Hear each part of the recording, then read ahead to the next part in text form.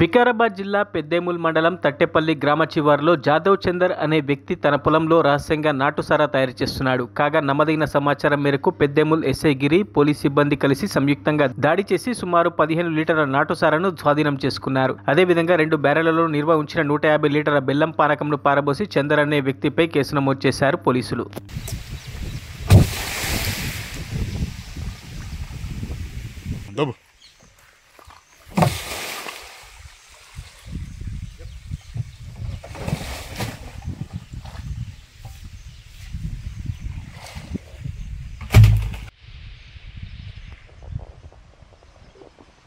Sir.